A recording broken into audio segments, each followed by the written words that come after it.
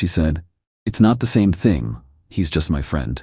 When I objected to her weekend trip with her male bestie, I said, "I understand." Then I booked my own weekend trip.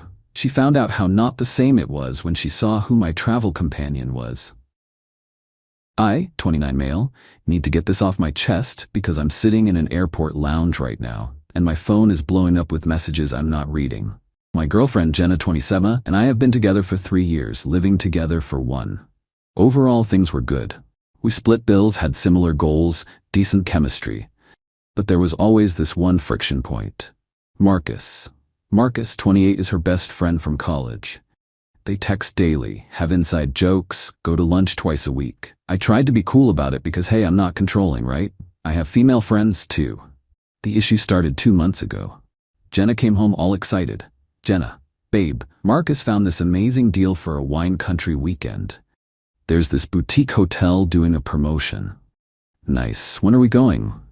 "Oh, actually it's just me and Marcus. It's been forever since we had friend time." "A weekend trip? Just you two?" Rolling her eyes. "God, don't be that guy. He's just my friend.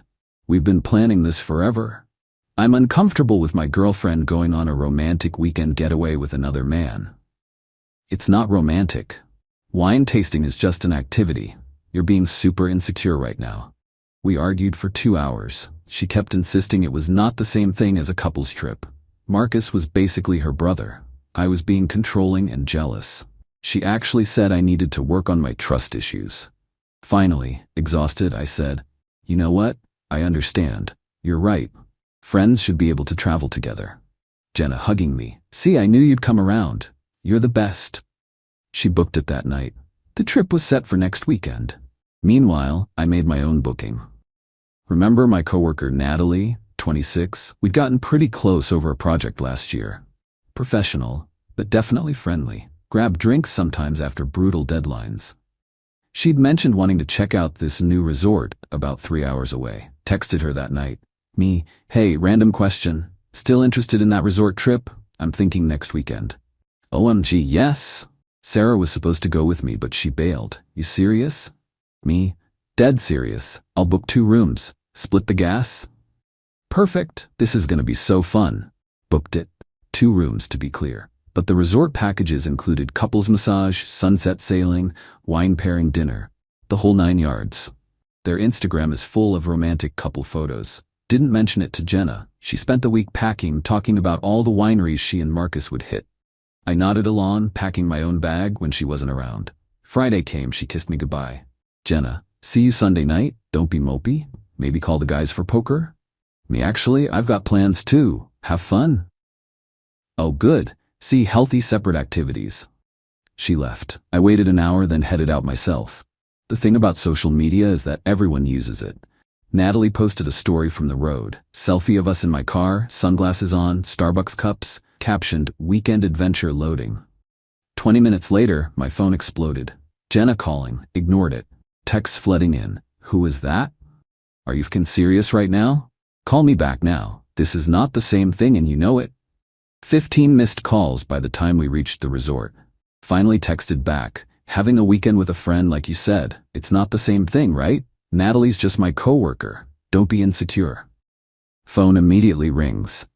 Natalie glances over. "You gonna answer that?" Me, "Nope, let's check in." Update 1, Saturday afternoon. So the entitlement escalated fast, like 0 to 100 real quick. Friday night was actually peaceful. Turned my phone on Do Not Disturb after sending that text. Natalie and I had separate rooms. She didn't even question it, super chill. Had dinner at the resort restaurant, caught the live music, genuinely good time. She kept asking if I was okay though. Natalie, "Not to pry, but your phone's been lighting up nonstop." Girlfriend's having some realizations. The weekend trip double standard thing? How'd you guess? Dude, you literally asked me on a spite vacation. I'm not dumb. Plus Jenna's stories show her with that Marcus guy at some romantic-looking vineyard. Woke up Saturday to 47 missed calls. 47. Plus texts from numbers I didn't recognize. Turns out Jenna had recruited her flying monkeys. Her sister Daniela, "WTF is wrong with you? Jenna's crying." Her best friend Qley, this is manipulation and you know it, super toxic behavior. Even her mom, treating our daughter this way is unacceptable. Call her immediately. The hypocrisy was stunning, but the best message was from Marcus himself. Hey man, just wanted to say this is really uncool. Jenna's upset and it's ruining our trip. I thought you were more secure than this. Marcus, the dude who took my girlfriend on a wine country weekend, is lecturing me about being secure. The audacity. Around 11 a.m., Jenna switched tactics. The angry text stopped. Now came the manipulation. Please just talk to me. I see what you're doing. Can we discuss this like adults? I'll come home right now if you stop this. Then she played what she thought was her trump card. Posted an Instagram story, her in a sundress at a winery, looking sad. Captioned, when you realize some people would rather be petty than trusting. The comments rolled in immediately. Her friends attacking me without even knowing the story. Men are trash. You deserve better. He's showing his true colors. You know what I did? Nothing. Natalie and I went to the beach. She posted a picture of us on paddleboards, tagged the location, big smiles, nuclear meltdown incoming. Update 2. Sunday morning, Jenna went DEFCON 1. Saturday night, after the paddleboard pic, she tried calling Natalie. Yeah, she social media stalked until she found her number and called my friend. Natalie showed me her phone. 18 missed calls from an unknown number, plus DMs on Instagram, Facebook, even LinkedIn. The messages were unhinged. I know you know he has a girlfriend. What kind of woman does this? He's using you to hurt me. Have some self-respect. Natalie, your girlfriend seems intense. Me, ex-girlfriend. This is exactly why I needed to show her the double standard. Natalie, want me to respond? Nah, let her spiral. But Jenna wasn't done. Around 10 p.m., she did something I didn't expect. She showed up at the resort. She drove 3 hours from wine country to confront me, left Marcus hanging to chase me down.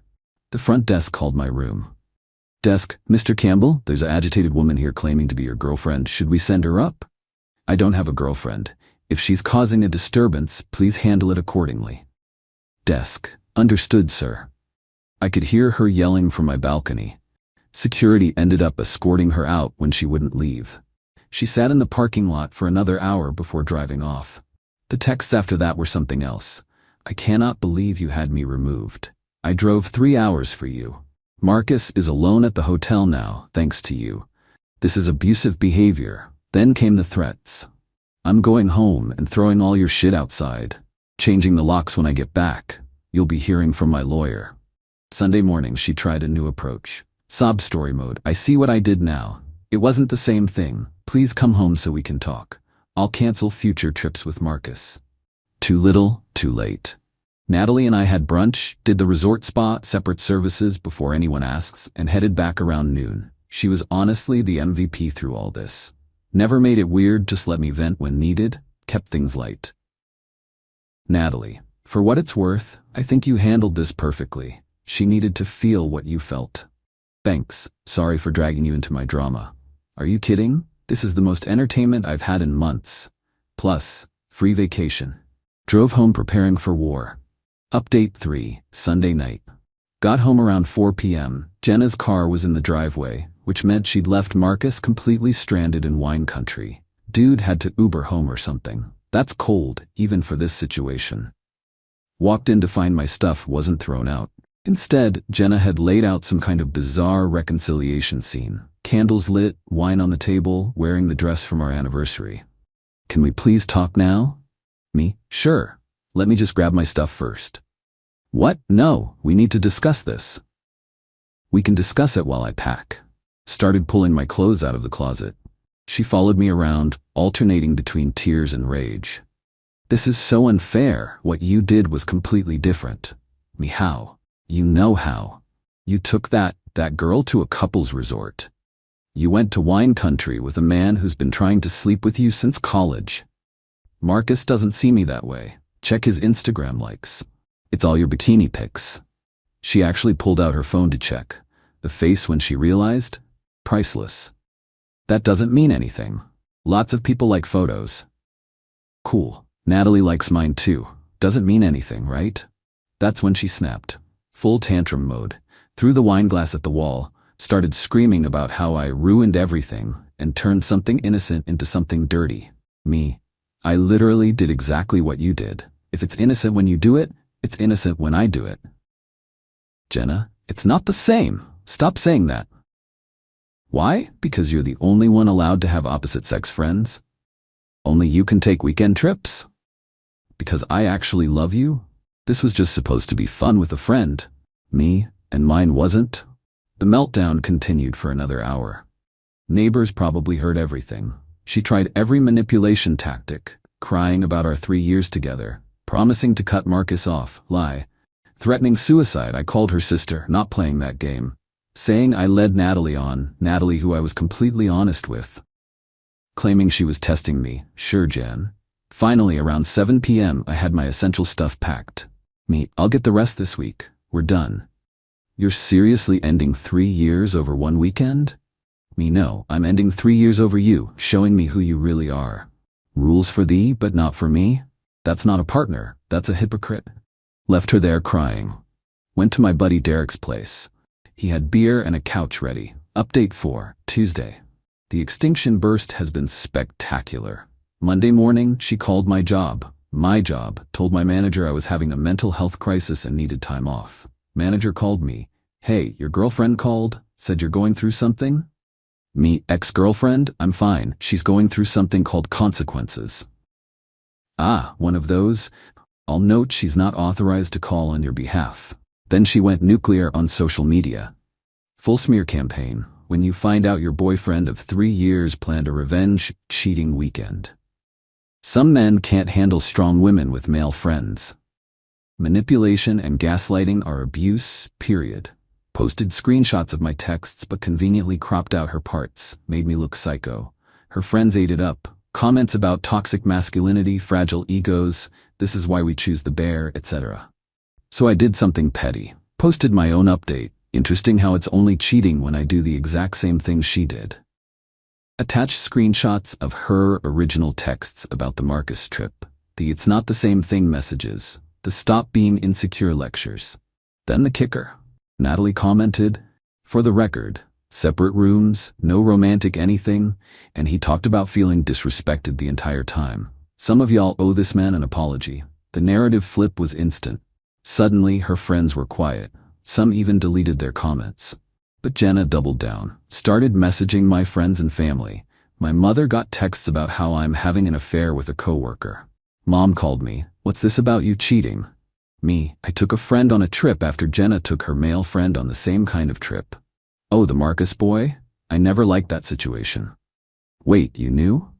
Honey, everyone knew. That girl's been playing you for years. Years. My own mother knew and said nothing.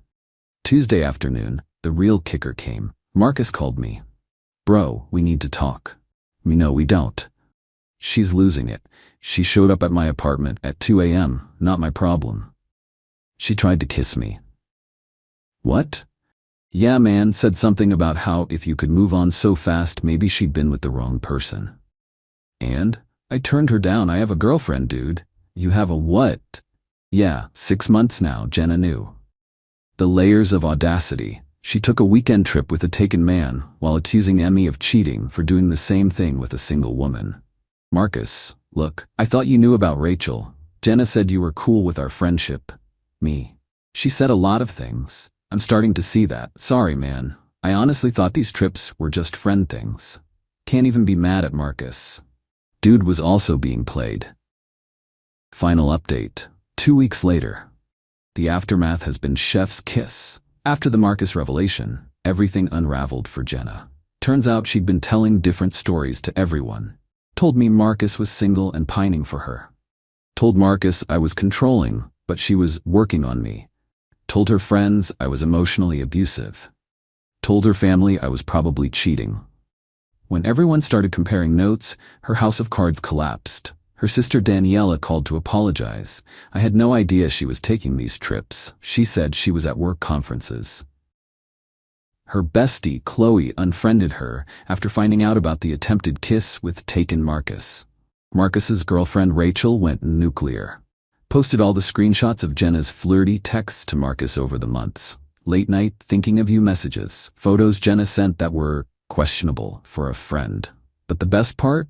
Remember that couples resort Natalie and I went to? They have a photo package where they take candids throughout the weekend. Natalie bought it as a joke and sent me the link. Every single photo shows us doing completely platonic friend things. Sitting across from each other at dinner, not next to. High-fiving after paddleboarding, not embracing. Separate loungers by the pool. It's literally the most unsexy revenge affair in history. I posted the album with the caption, "Since everyone's so interested in my cheating weekend, here's the evidence. Note the separate rooms keys in pic 3. Meanwhile, someone found Jenna and Marcus's wine country photos. Cozy dinner selfies, sunset watching, her leaning on his shoulder. The comparison was not favorable to her narrative. Last I heard, she had to move back with her parents, couldn't afford rent alone. Lost half her friend group who felt lied to. Marcus blocked her after Rachel threatened to go full scorched earth. Her job found out she lied about those conferences, used sick days for Marcus trips. She sent one last text last week. I hope you're happy. You destroyed my life over nothing. I responded, I didn't destroy anything. I held up a mirror. You didn't like what you saw. Blocked her after that. Natalie and I? We're actually friends now. No romantic anything. Turns out we're both dealing with breakup drama. Her ex was a piece of work too. We do Sunday brunch sometimes and laugh about how insane that weekend was. Started therapy to unpack why I ignored red flags for 3 years. Therapist said something that hit hard. She didn't think it was the same thing, because she never saw you as equals. Rules were for you, not her. Damn. Living my best life now. Got my own place, no double standards, no gaslighting, no platonic wine country weekends to worry about. And the ex who thought she could have her cake and eat it too? She's learning that when you play stupid games, you win stupid prizes. Thanks for reading this novel. Felt good to get it all out. Remember, folks, if they get mad at you for doing exactly what they do, you're not the problem. You're the mirror they don't want to look into. Peace out.